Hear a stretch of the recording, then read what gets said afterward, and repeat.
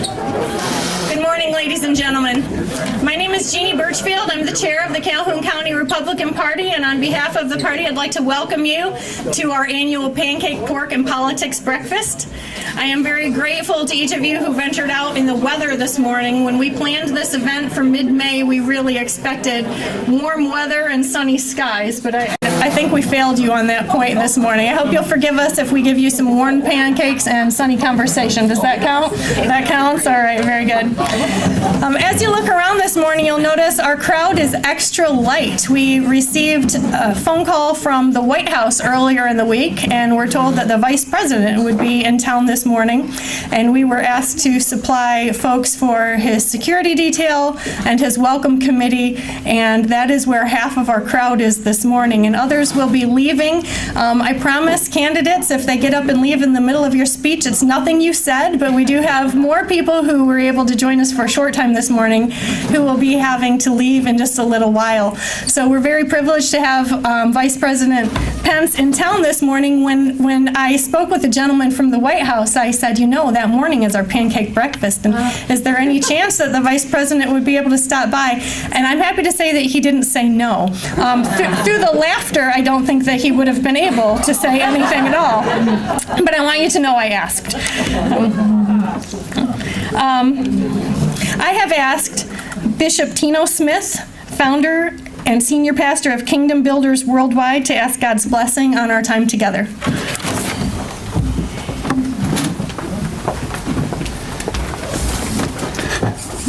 Before we pray, I want to acknowledge that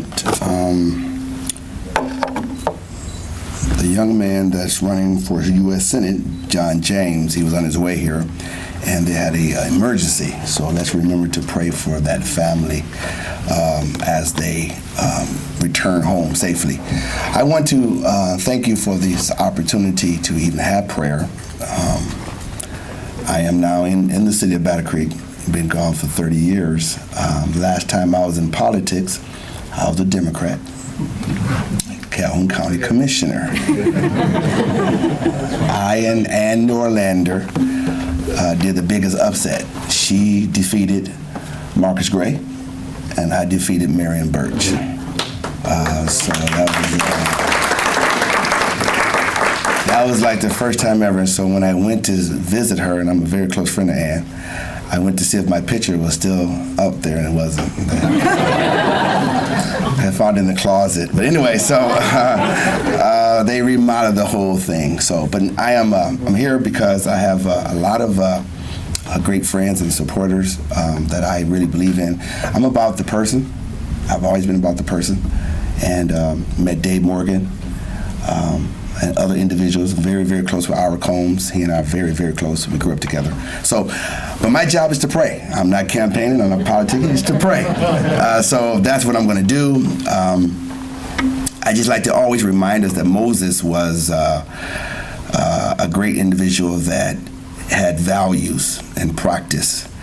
And as politicians, we want to always remember that, you know, we represent the voice of God. And sometimes we tend to forget that. And it doesn't matter what side we're on. You know, God has placed politicians or government to be involved in making decisions for the people. Dr. Bison and I are very close, so I'm going to leave it with that. So let's pray for the food and for the gathering. I brought a young lady with me, Christina. She's one of the young ladies that's a political guru. She can campaign. If you want somebody to campaign for you, that's your guy. That's your lady. Father, we honor you today for this privilege. We're just grateful for people that cares about our world and our government. And we recognize, God, that you don't come down and talk to us, but you talk through people, male, female, boy, girl. And so I pray that this beginning, as we move through this process, that the right person is selected to do the right job to better our world. because that's what we need, so you will be glorified. Bless the food we're about to receive, bless the Republican Party, and bless all other individuals that are concerned about bettering our world. This is our prayer. In Jesus' name, amen. We do have a march at 2 o'clock. The rain is going to be back. As y'all know, young man Joseph Bowser was killed ridiculously, foolishly. And so we're going to be marching. We had to move it back because of the vice president. So if you all know how to pray, pray that the rain continue to stop or stop at 2 o'clock. Thank you. Thank you, Bishop Smith. Our people know how to pray. Our next distinguished guest this morning is a 6th grade student from Marshall.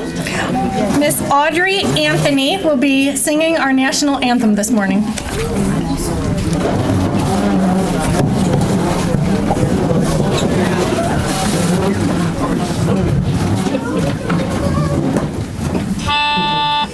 Oh, say, can you see by the dawn's early light what so proudly we hailed at the twilight's last gleaming, whose broad stripes and bright stars through the perilous fight o'er the ramparts we watched were so gallantly streaming, and the rocket's red glare, the bombs bursting in air, gave proof through the night that her flag was still there.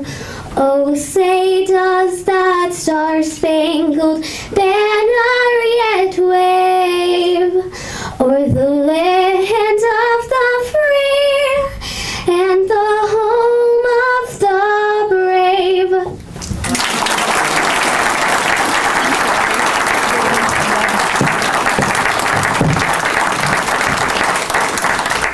Does that give you hope for our future? Yeah.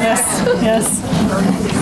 All right, I believe the kitchen crew has breakfast ready, so your servers are those who serve you every day. These are elected officials from Calhoun County. We're very proud to have them with us this morning. Dr. John Bison, State Representative Dave Michurin, County Sheriff Matt Saxton, County Prosecutor Dave Gilbert. Steve Frisbee was not able to be with us today. He's working for the Vice President this morning. Vic Potter and Gary Tompkins both serve on the County Commission, so enjoy breakfast, folks. Ladies and gentlemen, we're going to continue breakfast. Please have as many plates of seconds and thirds and fourths as you wish, but we are going to go on with our program now. We're going to introduce our candidates who will be on the 2018 ballot. But before we do that, Dan Busher, where's Dan Busher? Dan Busher, I've been told you have a birthday today, so ladies and gentlemen, let's give a round of applause for Dan Busher. Happy birthday.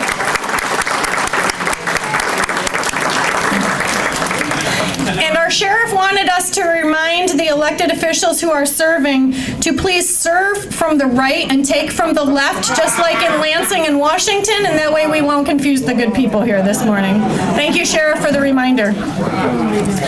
All right. Ladies and gentlemen, also don't forget to check out our bake sale, silent auctions. We had Alex McVicker from State Party helped organize that for us, and that's always a lot of fun to see how violent it gets over cupcakes at the very end of this thing. You think it's friendly right now, but just wait.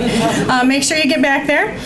And because voter education is a big part of what we are tasked with in the Calhoun County Republican Party, I've invited each of the candidates who will be on the 2018 ballot to come and give just a little update about their campaign, to let you know what they're all about, give you an opportunity to figure out who you want to talk to later on when we get up to mingle. And forgive the order. The order that I'll call these folks up is literally the order that I found them this morning to remind them about their 2 minutes. So, and as Bishop Smith announced this morning, Senate candidate John James did have a family emergency this morning, turned around on the way here. So I thank Dr. Smith for his prayers, and I ask you to keep John James and his family in your prayers throughout the day. And now that I've embarrassed him, if he's still talking to me, we'll start off with Dan Busher.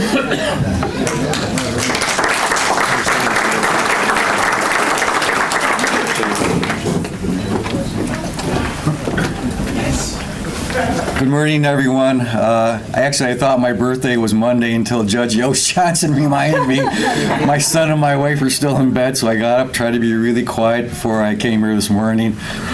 Good morning, thank you. My name is Dan Busher. I've been a Republican for about 28 years. I'm currently running for Judge Norlander's seat. He unfortunately has to leave us because he's term limited out. Took some long time. Right now it's just myself and Ms. Tomac, so it's a two-person race, and I'm glad to see Tracy and her husband here. We're both doing an excellent job running this year, trying to meet everybody. It's a district court spot. It's a people's court. Last year, district court handled approximately 42,000 cases amongst the 4 judges. I personally believe experience is going to matter in this particular job. I know most of you through the party, but for those who don't know me, I'm an attorney for just over 30 years, hitting 25 years in the prosecutor's office, and I've been the chief assistant for 14 of those years. Over those years, I've handled thousands of felony cases, probably 10 times as misdemeanors as we all start out in the office. Unfortunately, I have one more homicide to do before I take a day break and do politics. This will be my 45th homicide I've handled in Calhoun County. I believe our office with Mr. Gilbert, we make a difference in Calhoun County. I've helped start men's and women's drug court, sobriety court, mental health treatment court. The prosecutor's office is a gatekeeper for all these programs, and as a result, we've had hundreds of women and men come through, and we've actually affected the quality of their lives. Being a member of Safe Place and being the passport chair, you can see how an active prosecutor's office and an active bench positively affects your community. I've seen women and children affect the quality of their lives and their families' lives for generations as a result of our involvement, and it's very rewarding. Back in the 90s, when I used to be in the drug unit, the theory was lock them up, put them all away, and that's how we're going to solve our problems. And Senator Shoemaker was involved in things like that. But things have changed over the years, folks. Many of our citizens have issues with drugs, substance abuse, alcohol, mental health problems. We have to use these diversion courts to help people. Domestic violence. You can see the changes 2 or 3 generations down the road. Domestic violence, substance abuse issues, mental health, codependent issues. These are things we're facing on a daily basis, and I've been working on them since 2003 when we first started these programs. Experience matters. I've been in the court every day for 30 years, and I'm going to ask for your support. I've been a member of the party for 25 years. I've been in all the parades. I've been in all the lit drops. I've stuffed envelopes, and although this is a nonpartisan, I always come. I always support the party, what's right for the party, a conservative background, a conservative leaning toward the bench and all the issues that the bench faces. And when it comes time for November, I'm going to ask for your support. Thank you, folks. Thank you.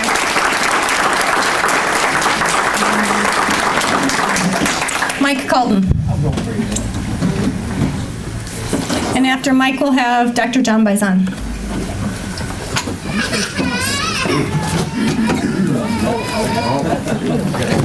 Good morning. I am Mike Calton, and I am running for the state Senate seat. Now, some of you may remember me from your Lincoln day.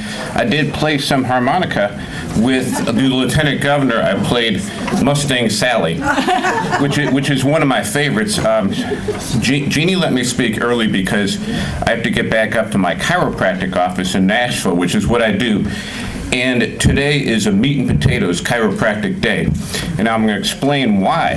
The things that make achy joints hurt worse is cold, damp, and dropping barometer, which we have all 3 today. And what's interesting is Intellicast makes an aches and pains map of the United States, and it's an interesting map. They also make a bad hair day map, which I'm sure has to do more probably with heat and humidity.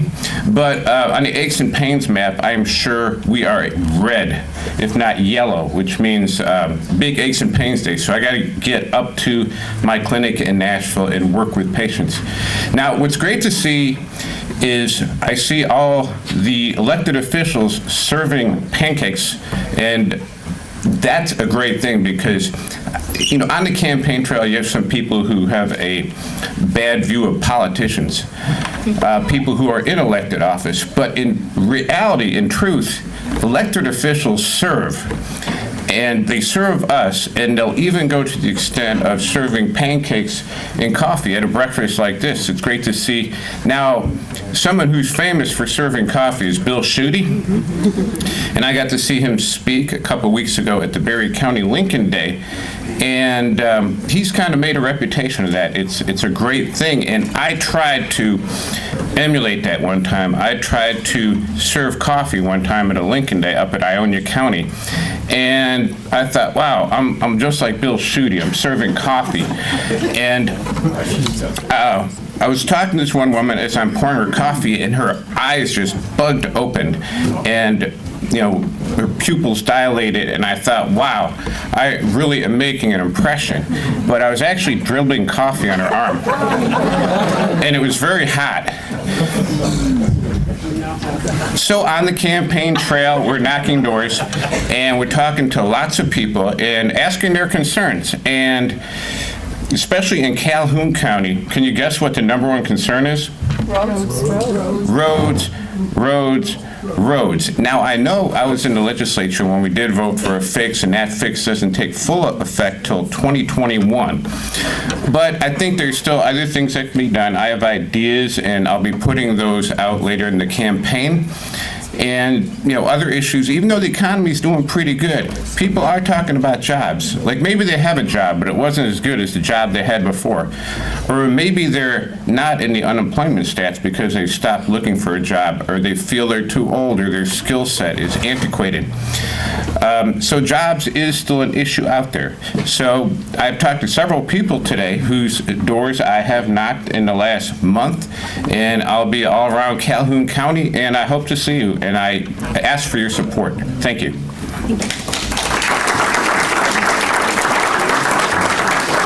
Next we have Dr. John Bison, and after him, Speaker of the House, Tom Leonard.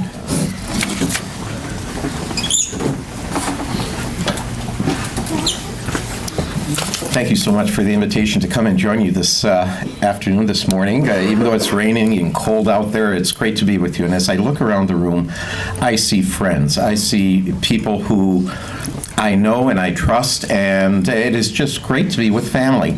And oftentimes when I am here, I feel like I am with family. Thank you so much for being here. I wanted to give a quick shout out to my dear wife of 45 years. Miss Debbie, you want to raise your hand?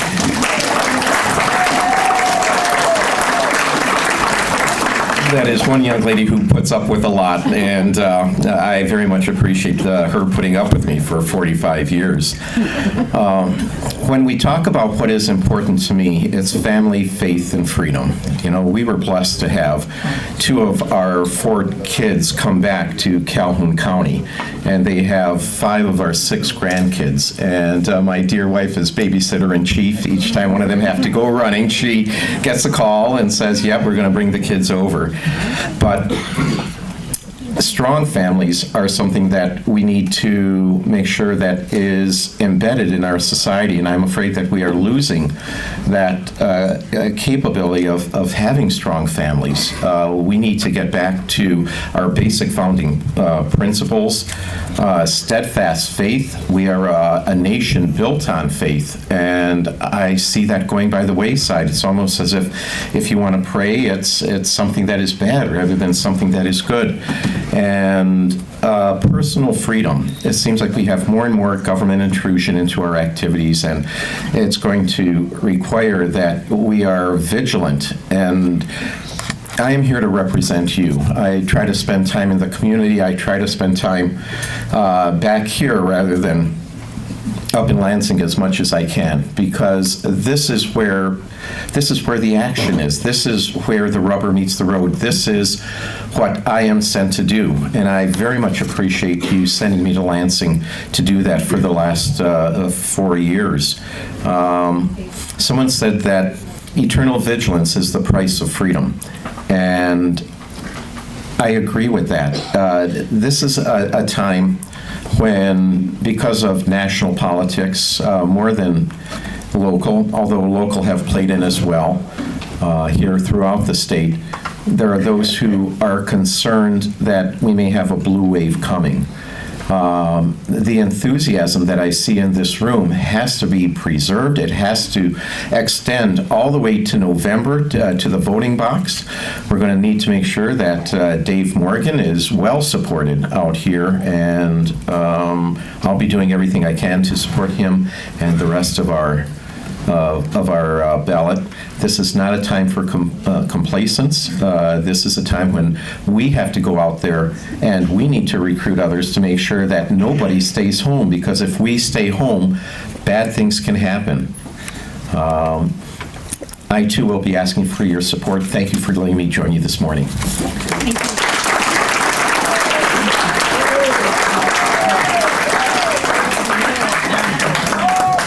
Speaker of the House, Tom Leonard, and he will be followed by Kun Driessen, who will be speaking on Dr. Joseph Guzman's behalf. Well, good morning, and I want to thank all of you for having me this morning. First and foremost, I promised Dave Morgan I would send his regards to everybody. He did get the opportunity to meet with the Vice President, it sounds like, so he did not want to pass that up, and I don't blame him. But I will say this about Dave. We've got to get the vote out for him in the fall. I did not think that we were going to be able to find anybody to fill the shoes of Dr. John Bison, who has been one of my dearest friends in the House, who has been an absolutely incredible representative for this district. But I tell you, we have found somebody in Dave Morgan, and this is going to be a tough seat to hold. I know we can do it. We're going to need your help, but he wanted me to give you all of you his regards, and we've got to get out there for him in the fall. So make sure we do that. Secondly, I want to think this is a very special weekend, as everybody knows, and I want to thank all the mothers in the room, and I want to thank God. As many of you know, for myself and for Janelle and for Hannah, they couldn't be here this morning. They're back at home, and I'm going to be with them shortly. It's a special weekend for us because Janelle and I, about 5-6 years ago, we were told we never have the ability to have children. It simply wasn't going to be in our cards. It was never going to happen. And I will tell you, tomorrow, Mother's Day, that particular day, for 4 or 5 years, it was a very gloomy day for Janelle. And fortunately, a couple years ago, we found out that the good Lord had other plans. Found out she was pregnant, and on September 14th, 2016, gave birth to our beautiful daughter. So now Mother's Day is a very special day for us, and certainly want to thank God, but also thank all the mothers in this room for everything that you do for all of us day in and day out. So thank you.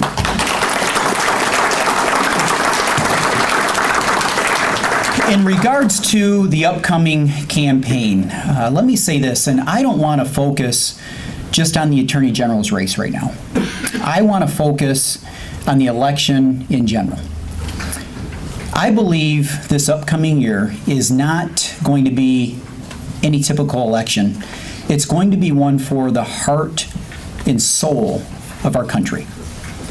I've been traveling the state nonstop, and I can tell you one thing I am very proud about in regards to our party is this. Not one time have I gone to a Republican function where we did not begin with prayer or begin with the Pledge of Allegiance. And I am so proud of the fact that we are the party that continues to acknowledge God, and we are the party that is not afraid to stand up before every one of our events, cross our hearts, and thank and respect all of those men and women who have given their lives for years to give us the freedoms that we have. But that's the party that we have.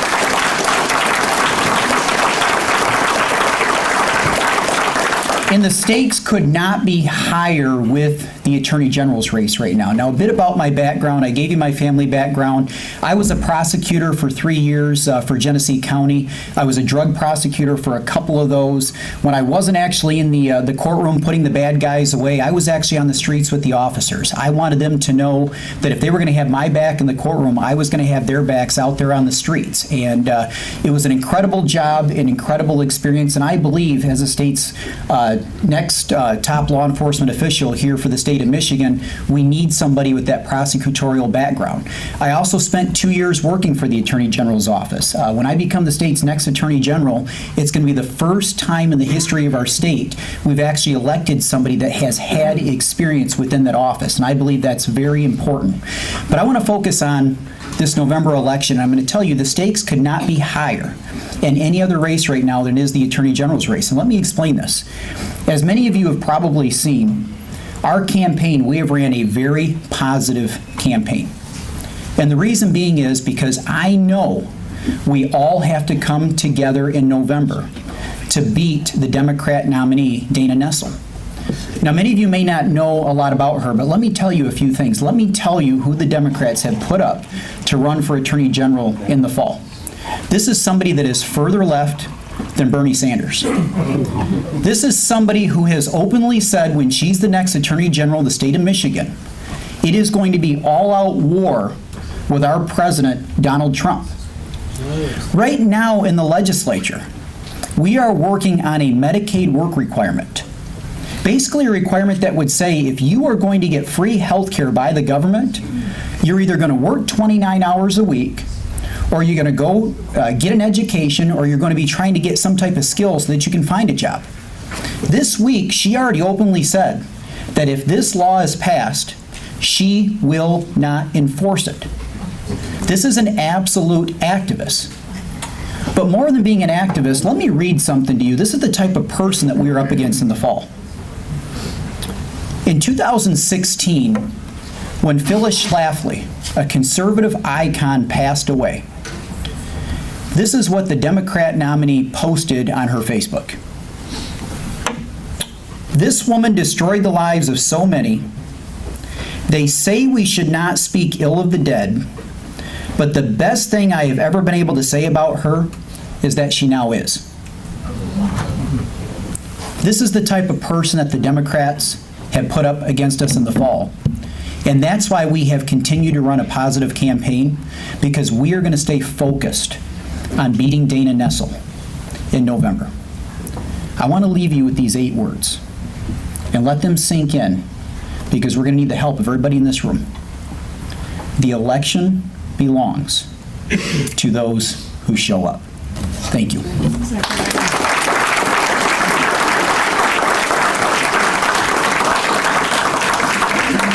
Thank you. Now, on behalf of Dr. Joseph Guzman, I've asked Kun Driessen to speak, and he'll be followed by Gary Tompkins.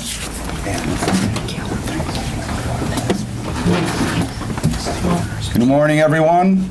My name is Kun Driessen.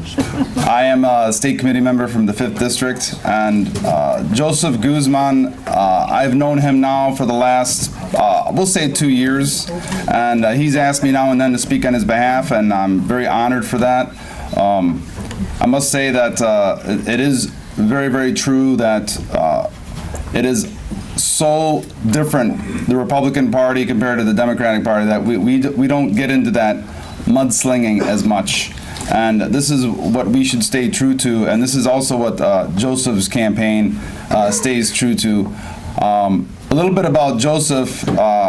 He's someone that is more recent to Michigan. He's here from 2011, and he was in D.C. and worked under the Bush administration. He was an appointee by President Bush. He worked in the Department of Defense under the Navy and Air Force Comptroller. He also worked for a while in the Biometrics Division, which is also crucial to the Secretary of State's office this time around. He holds a PhD from Stanford in economics and policy. So if you look at the Secretary of State's office, there's a lot of tweaking that needs to happen. The current Secretary of State, Ruth Johnson, she's doing an excellent job, but it's about the process and being able to tweak the process, and someone who understands how to do that. He has the experience for it. If you look at, he has many degrees in many different areas, including mechanical engineering. And I just read a thing the other day, a quote that the top careers and the top jobs that people have, one of the commonalities out of all their degrees is a mechanical engineering degree. So that really crosses a lot of paths career-wise, and if you look at all the moving parts that a Secretary of State's office has, that is also something that's very, very crucial. It's about tweaking the process at the Secretary of State's, of course, with the voting integrity. If you can have that percentage of error always be smaller than the margin of victory, that's where we need to stay. And we all understand that this time around, it is so crucial. I had the good fortune of meeting some of Joseph's work colleagues in D.C. This was right before the holidays, and they kept on saying, about Joseph himself, man of impeccable integrity, a great boss, someone who's always working within budget, someone who has the ability to always, get the tasks done. But that experience that I had at just meeting, they also were saying that the road that is going to keep Trump in the White House is going to go through Michigan, and Michigan is going to be crucial. They're saying this in D.C. So that's even more so why the Secretary of State's office this time around is so crucial. And I do believe that Joseph is the right person at this time. He's the only one that has had experience working and handling large organizations. The Secretary of State's office has 131 offices that they have to manage, thousands of people. And he's had that experience in D.C. working in the Department of Defense. So those are a lot of things that help him with his experience across the board. Currently, he is a professor at Michigan State. So, and actually, my daughter's going there, so, we're big Spartan fans. But my daughter is just for instance, my daughter has tried to get into his class quite a few times, and for him being the outspoken Trump supporter and conservative that he is, his class is always full. So that says something about Joseph individually, and it says something about our universities and state being as liberal as it is. There's still hope that there's people that seek out our conservative values and that. So, but the main thing I would like to also say is that there's a lot of things that Ruth Johnson is doing that are great. We want to keep that going. But there's three things that Dr. Guzman will always make sure that he doesn't stay away from. He will make sure that he stays within the existing budgets of the Secretary of State's office. He'll make sure that he never issues illegal driver's licenses, and he will always make sure that we do not go away from paper ballots. That is always going to be something that we can refer back to and have that as a base to check the technology as we move forward. And I'd just like to say, look at Joseph Guzman for Secretary of State. Check out our campaign at Dr. Joseph Guzman on Facebook. And I appreciate your time. Thank you. Thank you.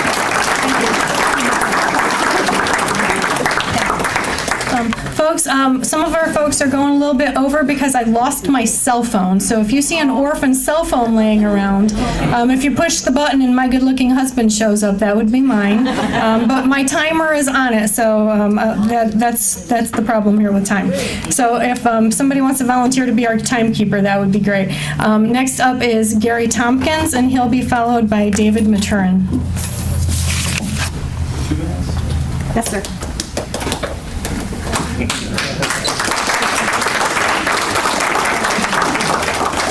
And Shelley's on the timekeeping job now. So. I know, just for the record, Art, you have no cowbell this morning, so we have to, Art likes to cowbell me at a lot of different events, so absolutely. Well, good morning, fellow Republicans. How are we this morning? Morning. All right, excellent. My name is Gary Tompkins, and I am the County Commissioner in the 7th District of Calhoun County, which is the east side of Calhoun County, and over that past year and a half, I've had the distinct honor and privilege to serve the 20,000 plus residents that occupy the 7th District.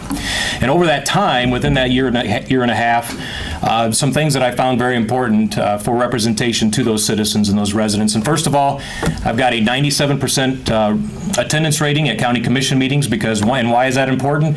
Because if you're going to represent your citizens effectively, you've got to be there to take the votes and have the discussions. Number two, I attended 95% of township meetings, village council meetings, and city council meetings. And why is that important?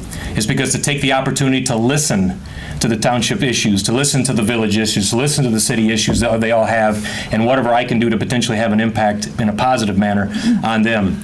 And then finally, I've attended over 450 events throughout the 7th District, up and down the 7th District over the past year and a half. And why is that important? That's important because I'm taking the opportunity to get out there and listen to the folks. Listen to their issues, their challenges, and the concerns that I have. And it allows me to direct that and follow their priorities in terms of being my main focus. So with that being said, taking that year and a half to do so, it's been an incredible opportunity to do so.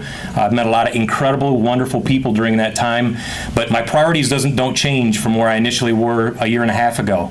And that is listening, as I've stated very unequivocally. Listening so that my residents feel that they have a voice and they have an opportunity to actually feel like they're being heard. Number two, effective communication, which is very important. You have to not just communicate with people, you have to effectively communicate with them. Find ways to have the opportunity so that they know what's going on in the district. And one of the things I did over that past year and a half is I started a newsletter so that my residents knew exactly what was going on in and around the 7th District and Calhoun County, because it's important. One of the first things that I talked about was when I knocked on the door during my campaign was, first of all, what does a county commissioner do? Most people didn't have a clue what a county commissioner does. And then after that, well, we don't know what goes on at the county. So I had to find an opportunity to effectively communicate with them, and by creating that newsletter has been a very positive thing for me. Accountability and transparency, holding people accountable for their actions and being very open and transparent. That's the goal. That's why people don't trust government. I'm sorry, I'm hurrying as fast as I can. No cowbell there as well. But it's important to be open and transparent to the folks, that they feel comfortable and they trust you when you speak with them. And then finally, as I've always told my folks, their priorities are my focus. They're the ones that are setting the gauge moving forward. I can sit up here all day and tell you what I'm going to do, and I'm going to do this and I'm going to do that. But at the end of the day, if you don't take the opportunity to listen to the folks and let them be the ones to guide you, I don't think you can be successful being a politician. So it's very important for me to do so. So in the end, it's been wonderful to speak with you this morning. Hopefully I'll have the opportunity to continue the momentum that we've seen in the 7th District, hopefully under my guidance, and we'll continue to work forward, and hopefully I'll ask for the folks' vote, and hopefully we can continue that momentum. And certainly happy Mother's Day to all of you as well. Thank you very much. Appreciate it. If you want to know what's going on in Calhoun County government, thank you, Kathy. She's my hero. See, all you need is a friend who can look through your stuff. That's great. If you want to know what's going on in Calhoun County government, make sure you get Gary Tompkins your email address, and you will become a well-informed citizen. As we're going through our candidate speeches this morning, if you want to one at a time kind of sneak back and make your bids on those bake sale items, don't forget that. Next we have David Michurin, and he will be followed by Senator Shoemaker.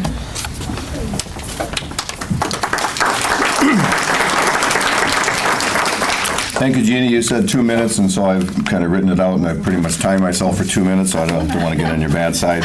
My legislative aide, Sherry Sophia, tells me that I often get off into the weeds on things, into the details, so I thought I'd write it out. So it's been a privilege to serve the 90,000 residents of the House 63rd District for the past nigh on to 4 years. I've lived in the 63rd District for 38 years. Nancy, my wife, for 47 years, and I have been members of the Lakeland Reformed Church for the same time period. It's near Vicksburg. We've raised 3 successful and independent young women, and we have 3 and soon to be 4 grandchildren.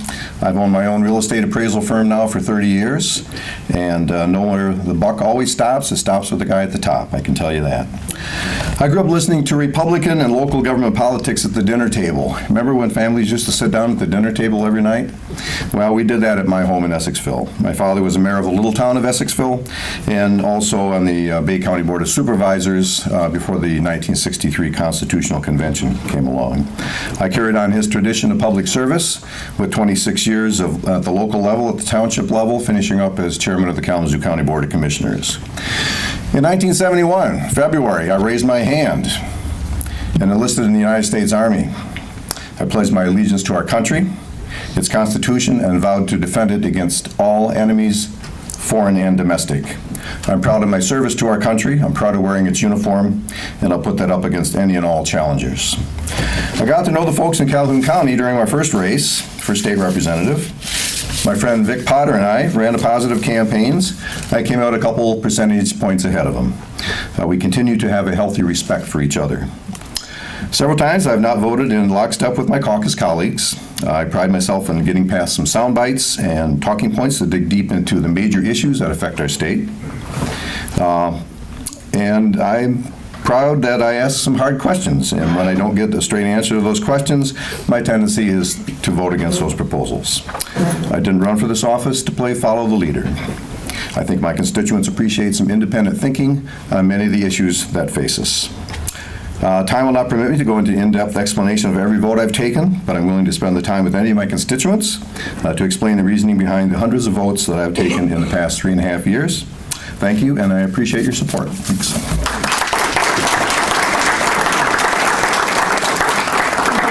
Senator Tanya Shoemaker will be followed by Tracy Tomac.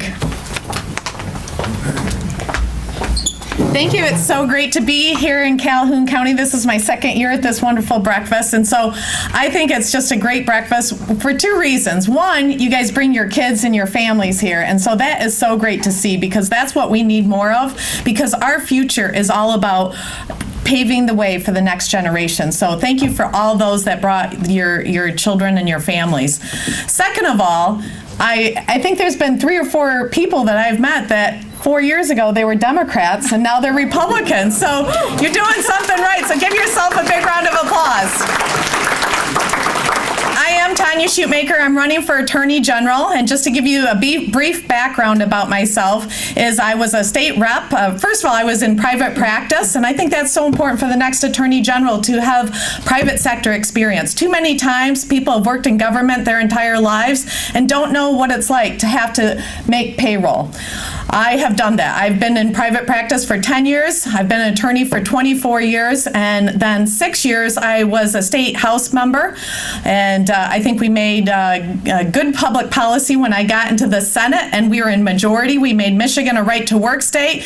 We balanced the budget for now 7 years in a row.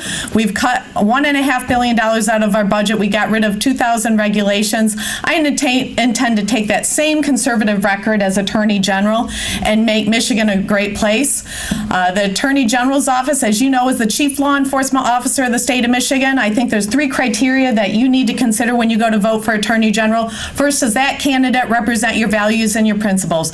I'm pro-life, pro-Second Amendment. I know we have an arms dealer over there, and I stand firmly with you. When the Allegan students took me on to protest our rights to bear arms under the Second Amendment, I stood up to them. I will have your back. And then also, does that candidate have a proven record? I have worked on very important issues in the state legislature, making strong communities, whether it's drug treatment courts, whether it's senior protection. I have a proven record. Then third of all, does that candidate, can they win a general election? We are up against a far left woman on the Democrat side. You need your best and strongest candidate to go up against the Democrats in the general election, and I'm that person. I've had the Democrats come at me with everything they have in the Kalamazoo Senate seat, which is the state's most competitive Senate seat, and I have won handedly, and so I think I am that person to go on and take on the Democrat in the general election. I ask for your vote. My race, along with Secretary of State race, and by the way, you missed a birthday. I think it's Mary Treater Lang's birthday as well. So We are elected at conventions, so precinct delegates elect me, unlike the other candidates for governor and all the other offices for state rep and senator. So I ask for your vote. If you're a precinct delegate, please come to convention. It's August 25th and vote for me. Thank you so much. Thank you.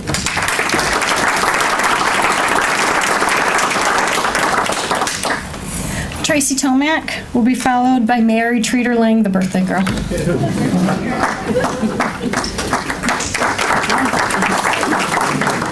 Thank you and good morning and happy birthday to my opponent, Mr. Busher, and happy Mother's Day.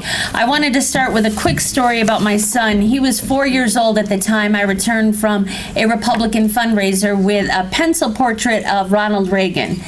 And he said, "Mommy, what's that?" And I said, "This is a picture of a very important man." And he studied it and said, "I like him." And I knew right then I was doing good as a mother. I'm running for 10th District Court Judge, again the seat that will replace the Honorable James Norlander. I'm running because I believe we need a balanced bench. I was a business analyst before I went to law school, and I have a strong business background.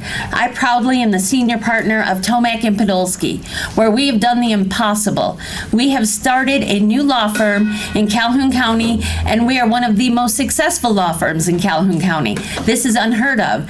It is also the only law firm that is run by all women, and we employ all women. Not that we don't welcome men, but I'm very proud of that work. In that law firm, I not only do criminal law, I do landlord-tenant law, I practice civil claims, and I've also been training with our code compliance officers. I'm familiar with every aspect of the law that the district court hears. I'm ready to take the bench the first day. I'm a trained mediator, and my goal is to resolve cases. This court sees more litigants than any other court. You are more likely to be in front of a district court judge than any other judge. And you would be in front of someone who's a part of this community. I was born and raised here in Battle Creek. I've been a community leader my entire life. My website will show you all the various organizations that I'm involved with.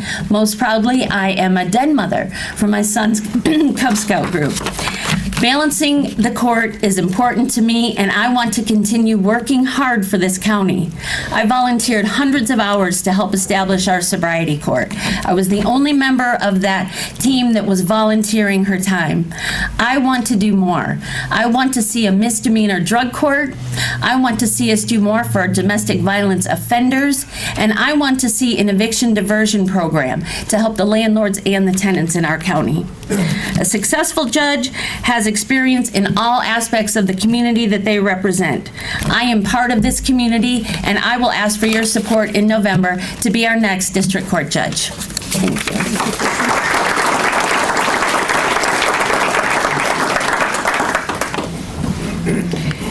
Mary Treater Lang will be followed by Michelle Gregory.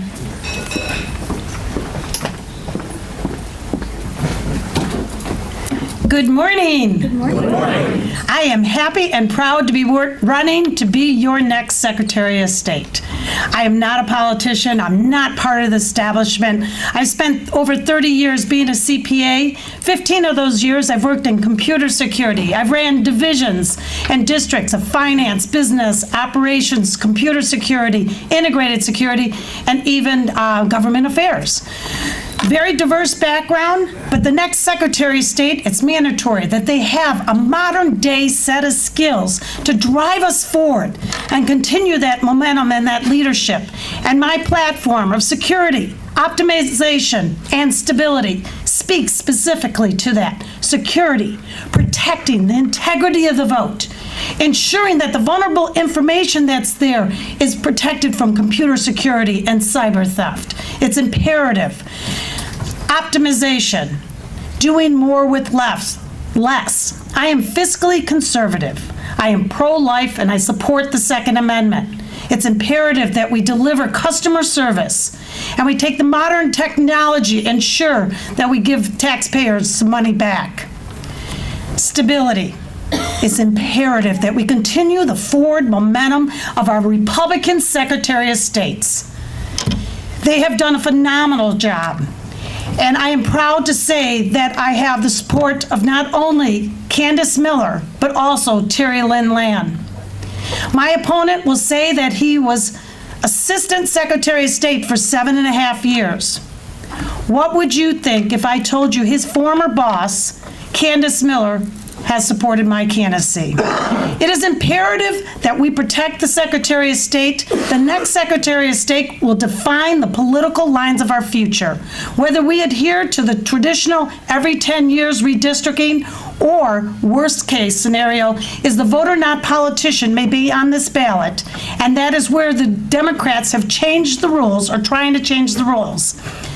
I am asking for your vote not only here in August at the state convention, but more importantly, I'm asking for it in November. It is imperative that we have the strongest and most dynamic candidate to go up against Jocelyn Benson and her radical agenda. She ran against Ruth 7.5 years ago, and she's back at it.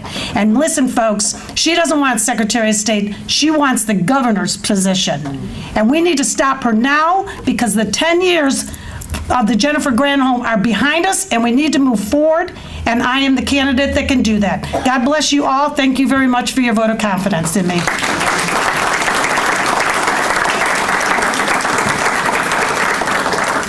Michelle Gregory will be followed by Matt Hall.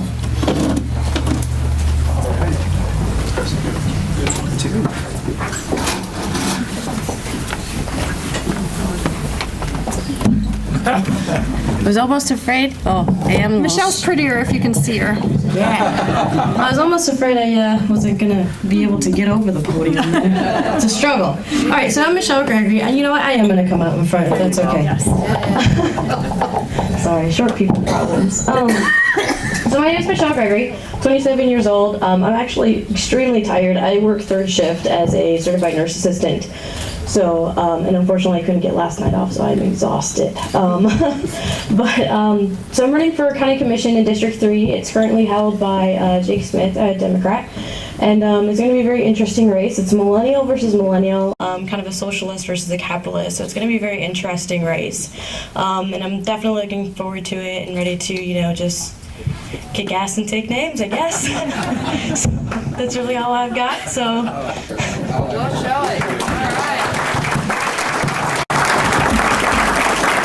That's when short and sweet has two meanings, guys, all right? Matt Hall, are there any other candidates who will be on the 2018 ballot or their representatives here today? I don't want to forget anybody.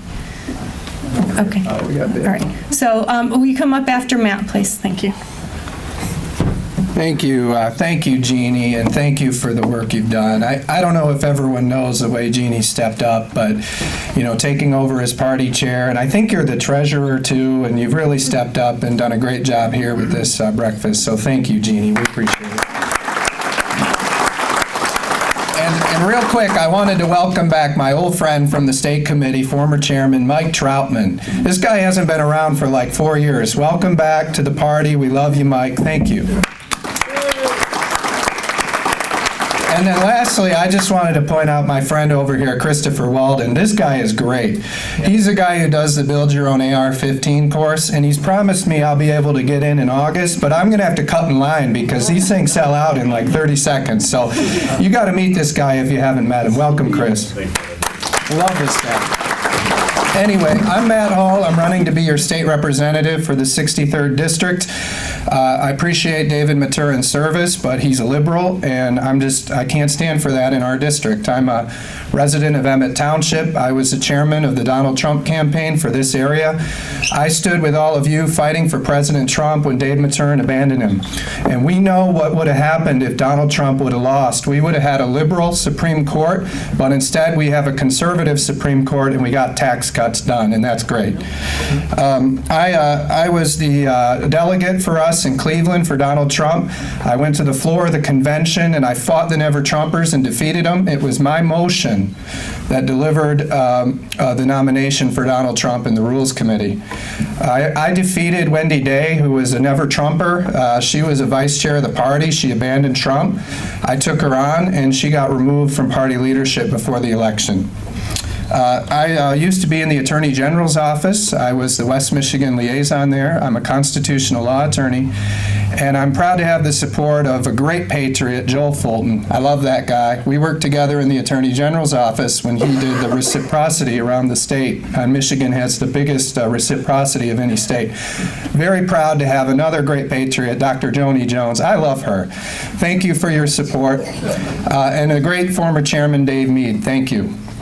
I'm running to cut taxes, limit government, reform auto insurance, make English the official language of Michigan. I think it's disgraceful that our representative has not been on the right side of those issues. And then lastly, I want to thank our speaker, Tom Leonard, for putting a great vote up on the board earlier this week, and Dr. John Bison, to get rid of the civil asset forfeiture in our state, where you can have your assets taken away from you without a criminal conviction.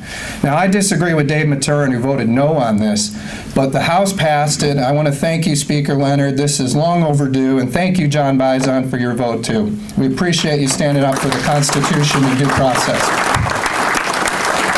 Thank you. I have not meant to skip anybody, but I'm afraid I have. So if Vic Potter, would you make your way to the podium too, please? And if there is any other representative from another campaign, would you make your way to the podium at this time?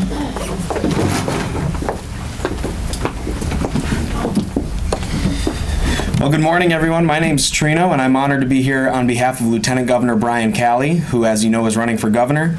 I first met Brian when I was chairman of the College Republicans at Central Michigan University, as well as volunteering for several Special Olympics events all around the state of Michigan.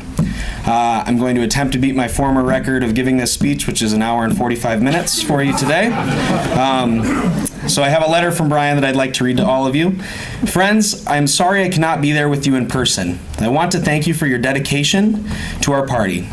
Because of you, we have been able to spread the message of the Michigan comeback story, one that I have been a part of leading, but now it's time to build on that strong foundation and take Michigan to the next level. 2018's election is about building upon the many successes that Governor Snyder and I have made on behalf of Michigan. Michiganders deserve the very best, and I am committed to making our great state number one in every category you want to be at the top of, so we are the most prosperous state in the nation. My campaign for governor agenda includes making Michigan the best state in the nation for pre-K through 12 education, fill 100,000 skilled trade jobs in the first 4 years, increase the workforce by transforming our social service system into a springboard to employment, eradicate the opioid addiction epidemic, and bring civility to public service. These are all vital to Michigan's future. We all have a decision to make come the August primary that is critically important. Do we continue this success, or do we turn back to the failed policies and agendas from the lost decade? The statistics speak for themselves. Because the Snyder-Calley administration rolled up our sleeves and got to work, we accomplished the following. 540,000 private sector jobs have been created. Michigan's unemployment rate is now at a 17-year low. Our business climate ranking went from 48th to 8th, and we are the #1 Great Lakes state for job creation and #6 nationally. If you like the direction Michigan has taken the past 7 years, then I am your candidate for governor, and I humbly ask for your support. Together we are capable of anything, and we will take Michigan to the top. All the best, and God bless Lieutenant Governor Brian Calley. All right.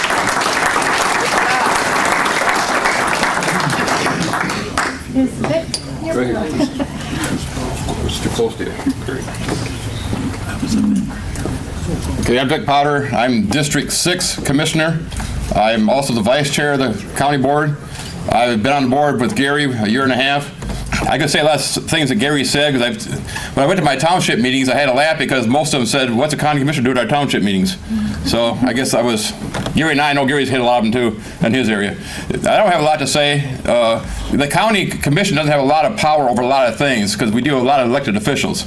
All we do is set the budgets for most of the elected officials. The main thing we have control of, or not control of, is the roads. And the roads, a lot of people don't understand the financing of the roads and how it works. A lot of people don't understand Act 51 and how it works.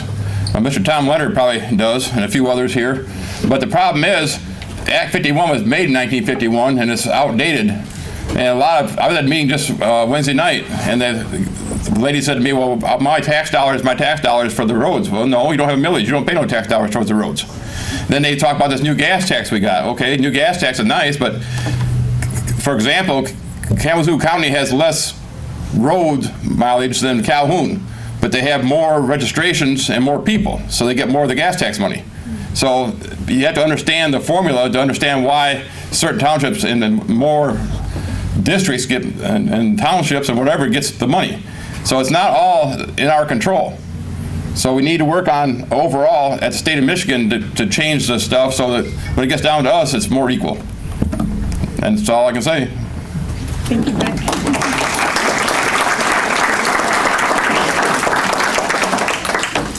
As I said earlier, we are missing a lot of people today because apparently President or Vice President Mike Pence is cooler than we are. And so I do want you to take a look through your brochures today. Our elected officials have been very generous in their support of the Calhoun County Republican Party. Many of them cannot be here today. Steve Frisbee was called out. Derek King was called out today, our sheriff. You got me confused with Derek? It's the hair. It's the hair.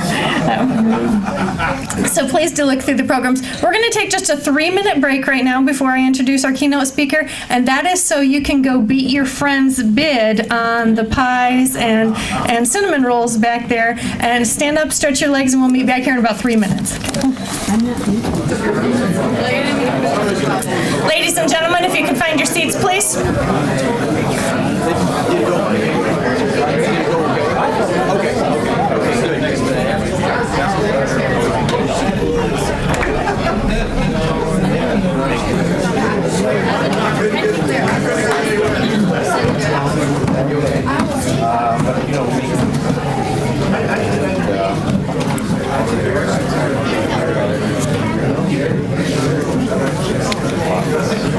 Ladies and gentlemen, I am thrilled to introduce our keynote speaker now, Kathy Burden.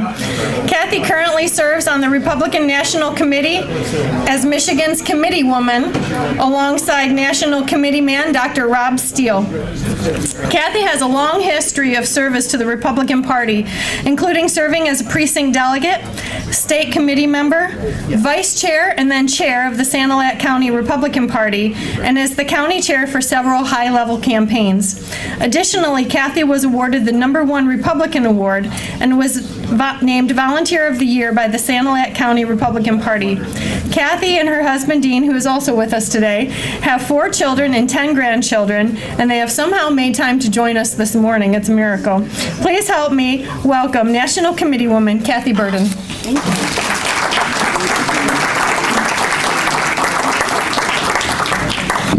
Well, hello, and thank you, everyone. This isn't actually my first time here at Calhoun County. 3 years ago, when I ran for this position, this was my first place that I came and addressed people at the invitation of Keith Den Hollander. And since we do live 3 hours away, it seems like I'm 2 to 4 hours away from everything. We are farmers, so we live out in the boonies a little bit. And so when Keith asked me to come, I said, well, I've never been here before. Where do you recommend we stay? And he recommended the town of Marshall, which is a charming town, and he said there's a beautiful little hotel there called the National House. So Dean and I went there. It's a nice historic bed and breakfast. And when we went to bed that night, it was just cozy and sweet, nice little antiques around like bed and breakfasts have. And during the night, I slept soundly. I was tired. In the morning, we got up and Dean said, well, how did you sleep last night? And I said, I didn't hear a thing. I was just so tired. And he says, well, I heard somebody walking around all night long from my headboard to my baseboard. And I said, well, it's a creaky old house. There's old floors. And there were other guests in the house. So we didn't think too much about it, except he was complaining. He says, well, I don't think I want to stay in an old creaky house anymore. So we arrived here at this actual venue, and someone asked if we had driven the 3 hours that early morning. And I said, oh, no, we came the night before. I said, Keith recommended the National House, to which the reply was, oh, that's the ghost house. And I said, the ghost house?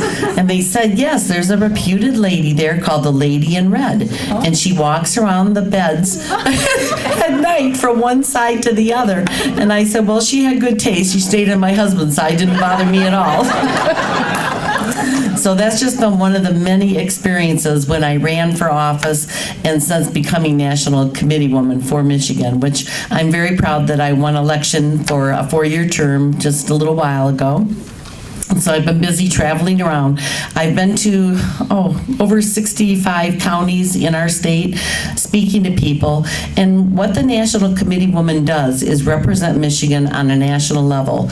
We have different committees at the National Committee and the RNC, very similar to State Committee. There's the Budget Committee, there's a Coalitions Committee, there's a Committee on Arrangements. The Site Selection Committee is going on right now. They are a group of people that are selected to look at all the venues for our upcoming next presidential election.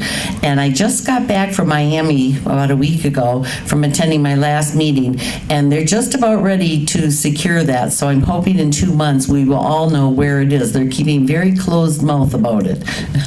So it's a large process to do because they have to look at not only the venue to hold everyone, but hotels, the logistics of getting our membership, our delegates, and the press to the site collection or the site of the actual convention.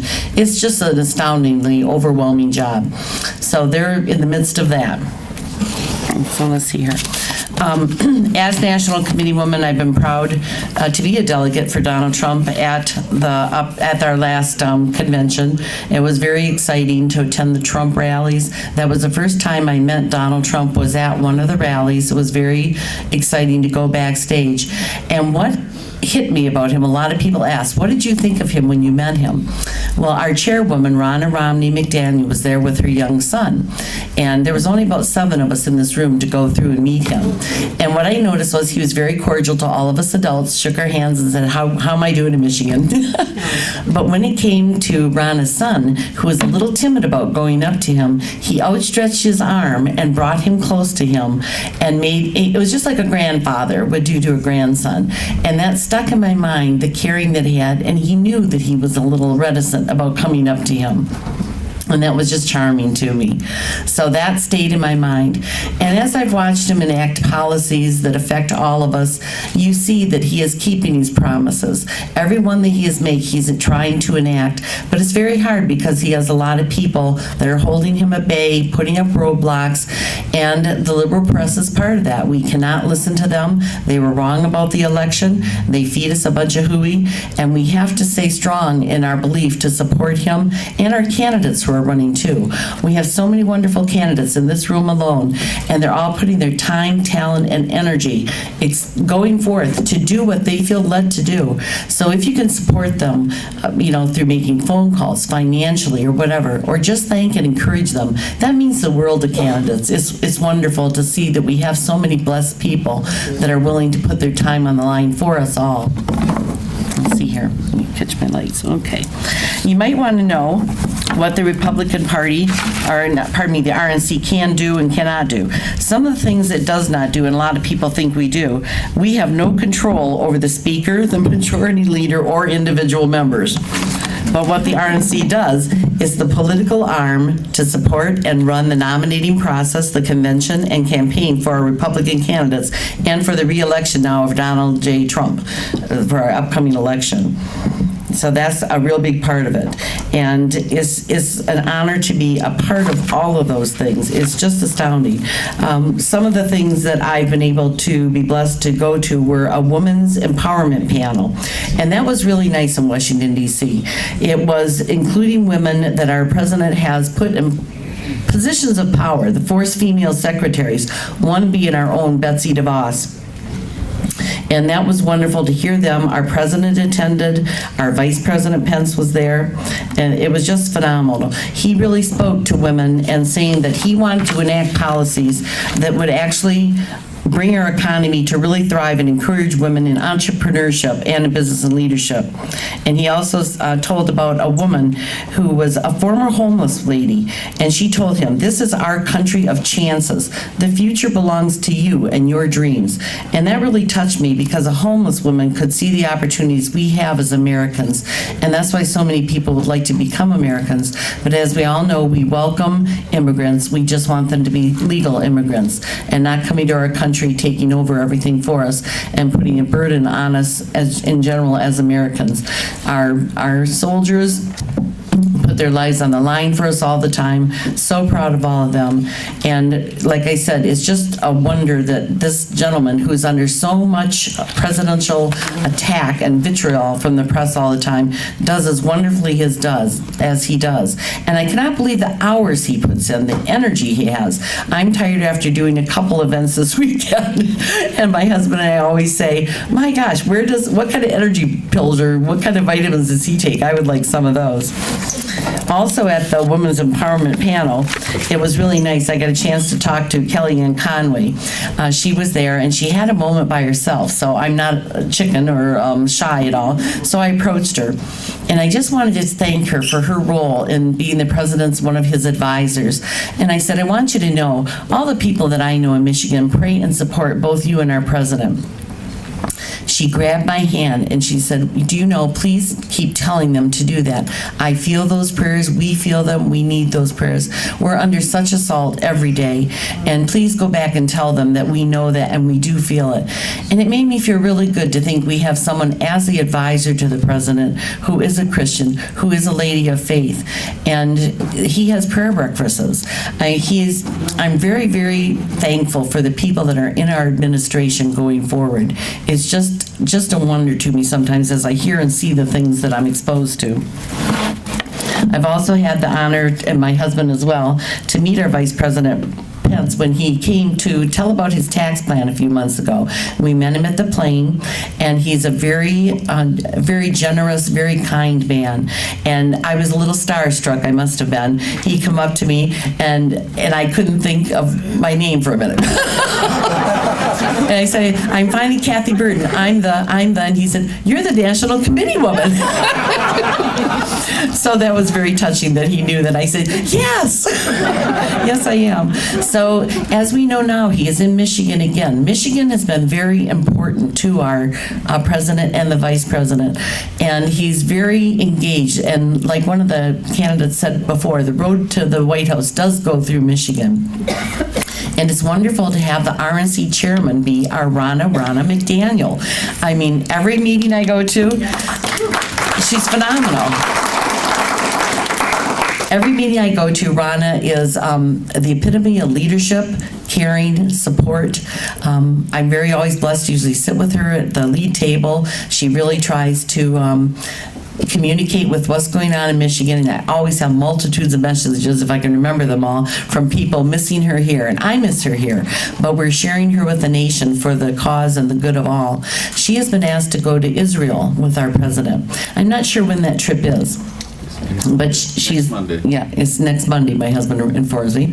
And so that is just such an honor. And to think our president is speaking with the leader of Israel.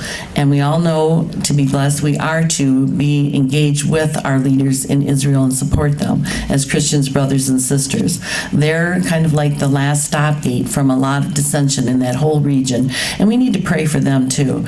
And continue, and please, next Monday, pray for our leadership as our head leadership is going to be going to another country, and there's difficulties going on in that region of the country, as we all know.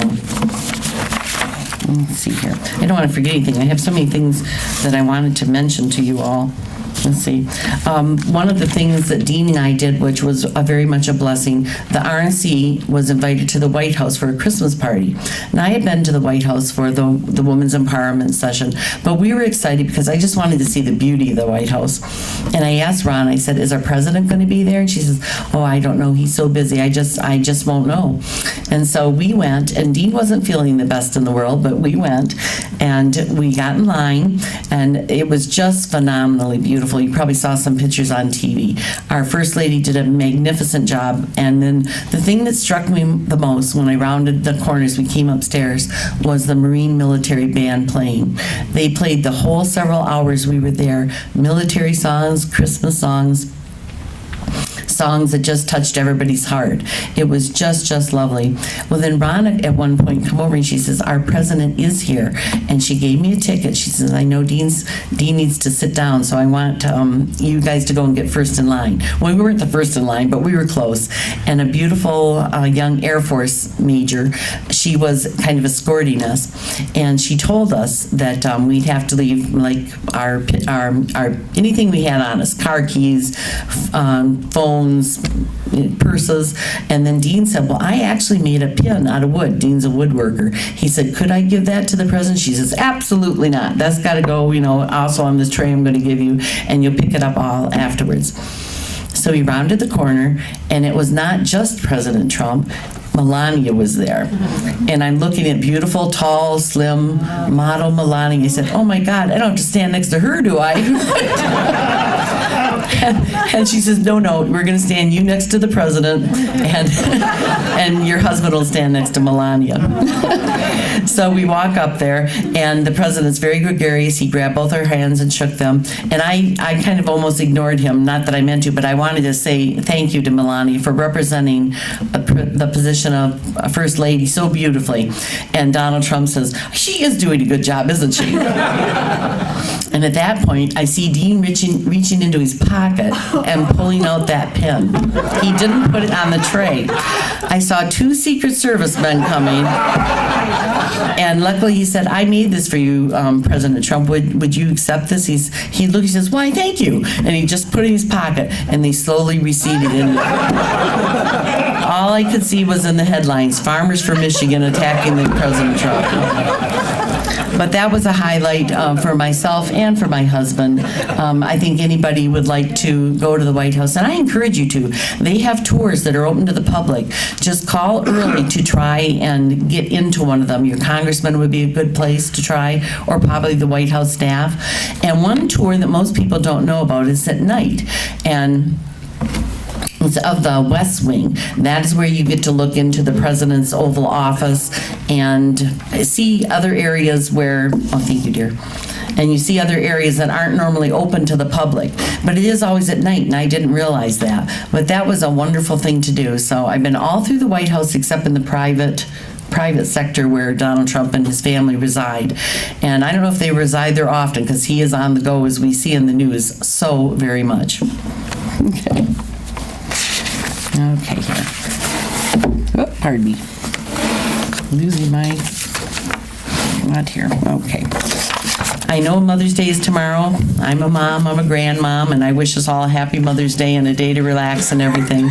And I wanted to say that our president has enacted so many policies that are good for our women. When it's good policy, it affects us, because we are not one-issue voters. We are interested in education, in health care, in so many different things across the board. And he has addressed that in his policy-making decisions.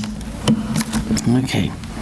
And like Margaret Thatcher says, he says, if you want something said, ask a man. But if you want something done, ask a woman. We are the party of liberty, freedom, the party of Lincoln, being pro-life, Second Amendment, and Christian values. Our voices are so important. We support one another, and it helps our community and our country by doing that. And Dean told me a nice little story that I didn't even realize this morning, but it was about women's suffrage. And it was very fun to hear this morning, so I just wrote this down. Our party in Michigan, as most of you know, in Michigan was started in 1854, and the women's suffrage was going on, and they had the support from the Republican Party. And the women voted here in Michigan in 1919.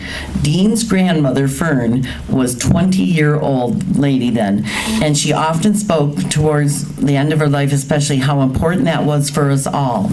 And she was a very quiet, meek, humble lady, didn't talk a lot. But if something was said negatively about women voting or how they didn't know how to vote and they should go by somebody else's lead, she would stand up and get feisty, and it was really fun to see that. Because as she realized, we are a valuable voice. We're 51% of the population as ladies. We are not, and like they said, we're not one-issue voters. And I thank all our candidates who are running, both men and women, because it does take so much time, energy, and talent. Let's see, there's something else I wanted to mention here, too.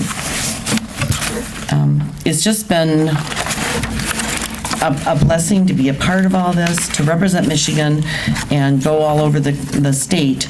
And all our people, as I found out, they all have the same wants, desires, and needs. And everybody has to work together. We're a political family. And I read something the other day. It really touched me. It was a letter written by a young man who was valedictorian of his class. And I wrote it down because I thought it spoke to us all, and it spoke to what's going on in our political season now. So I'd like to share that with you. I know it's a letter, but I'd like to share it. It just really touched me. So it was written by a young man. His name was Jack. And he says, "It is not the critic who counts, not the man who points out the strong man when he stumbles. The credit belongs to the man in the arena whose face is marred by dust and sweat and blood, who strives valiantly, who errs, comes short again and again, because there is not effort without error and shortcoming, but actually strives to do the deeds, and who knows the great enthusiasm, the devotion, who spends himself in a worthy cause, who in the end knows the triumph of high achievement, and at the worst, if he fails, he does it while daring greatly. So his place shall never be with those cold, timid souls that know neither victory or defeat. While we can't be the best at everything, or even at times anything, what we can choose to have is moral strength, moral courage. It's about making a conscious decision to be a person that never gives up when it would be easy to. Of course, doing this at times will mean you may face your fear of failing or falling short, like a fool, and the fear of not being enough. But here's the thing, no one gets out of this life alive. So be gallant, be great, and be gracious. Be grateful for all the opportunities that we have. The opportunity to learn from the people who walk before you and those who walk beside us. My challenge to you and myself is to continue to grow and develop for the better. Forget about long-term dreams. Work with passion and pride about what is before us. Because we don't know where we might end up or when it might end up, or wherever we go, but whatever we do, may we always be friends when we meet again. And I just thought that spoke to us so much. And I want to thank you all for having me here. And always feel free to reach out and call if you have a question in any regards about the RNC or any of our political leaders. They're very open. All the ones that are here in this room, I know, are glad to take phone calls, to field answers. So we are a political family, and I wish you all a blessed journey home, and thank you again for having me. I'm just a mom. I have no political aspirations besides this one that I took on several years ago, and anyone can do it. Be afraid not to reach out. If you feel led to do something, do it. Reach out and do it. Sometimes opportunities knock, might not knock again. This young lady here that's running for office, all of us, if you feel that, reach out, because there might be the greater good that you're going to end in someone else's life. So you've all been a blessing in my lives, and I'm very happy to be here with you again. Thank you.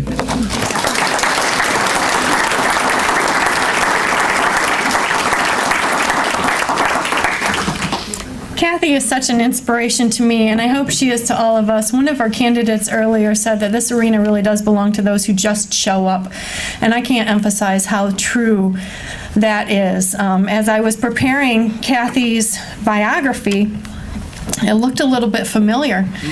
Folks, I'm a stay-home mom. I homeschool my kids. I don't have a circle of powerful friends, and this looks a little familiar to me, and it's just from showing up. Sometimes it's not from stepping back when everybody else steps back. They make you look like you stepped forward. That happened in our January meeting, if you were there, and here I am. But folks, you can make a difference just by showing up, and if you don't know the next step, we will help you find the next step. It is my passion to not take human resources and funnel them into a direction that we think is just best for us, but to get to know you, find out where your heart is, where your passion is, where your God-given talents lie, and to plug you into a mission that is meaningful to you, because in the end, that is going to keep you involved. It's going to make your efforts just multiplied by your own passion. So just show up. I want to take a second. Alex is standing in the blue coat in the back. Alex, will you raise your hand? Alex McVicker works with State Party, and he has been just a godsend to us.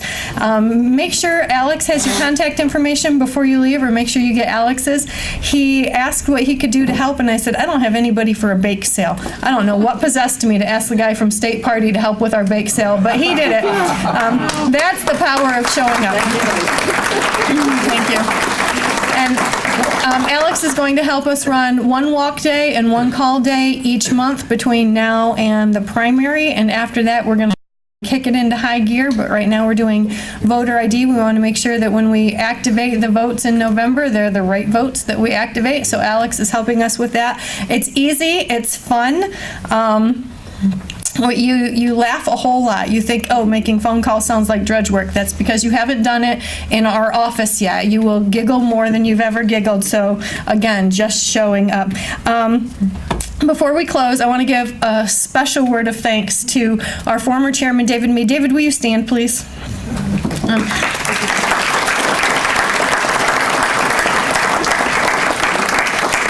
Several years ago, I was David's secretary. He was the chairman, and he said, Jeannie, I've got this idea. I want to call it Pancake, Pork, and Politics. And he laughed, and I laughed, and we thought that was fun. And here we are, 3 or 4 years later. This was David's idea, and every year this would not happen without David. He shows up early. He does the planning. He does the cost analysis. He does the cooking. He hauls in the equipment. They don't have a real kitchen here. We have to bring everything that we cook on. And when I say we, I mean David. He's here the night before. He's here all day. He gets here early. He stays late to clean up. And David, thank you, sir, for your ongoing commitment to the Calhoun Republican Party. When he stepped down his chair, he did not step away. He's still here. He's still involved, and we thank him very much for that.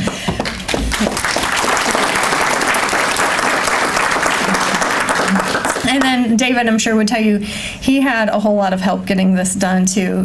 Judy Mason, Kathy Skelding, John Cash. Some of these people aren't even here today. Tanis Gelliff had to work, but he was here last night setting everything up. Sandy Campbell. Who am I forgetting? I am forgetting people. Lauren, yeah. Brownell. Yes. Sidney Moore. Who else? Kim Hinckley. Yes. Joe Roberts. Who else? I know I missing people. Kim Hinckley. Oh. Kim Hinckley. Yeah. And John Mason and a crowd. A crowd. Let me tell you. You know what I do? It's what my wife says. She says, David, you're not happy unless you're telling somebody else. This is a volunteer-heavy event, and our folks really got it done, and I'm very thankful. And then is Kathy Skelding here? She's help buying containers so we can pack her stuff. Okay, see, I want to give Kathy honor. Kathy is my prayer warrior. I am a second seat kind of person. This is very scary for me, and she, a couple people of you walked up while she was hugging me and praying. That's so I don't vomit on my shoes from nerves. And here I can't honor her. She can't hear it. She's out doing the chores of the Republican Party. She's buying containers. So when you see Kathy, we give her a great big hug and tell her thank you. If you ever need a prayer warrior, that's your friend. I also want to thank our photographers, Ken and Darlene, who, yes. They have a way of capturing the spirit of every event. If you want to see their work, friend us on Facebook. And I want to encourage you, we are going to clean up because we have to get out of the building, but you are encouraged to stay. We ask you to stay, get to know one another, exchange contact information, talk to the candidates who are running for office. And I believe that is all I have today. Thank you so much for coming.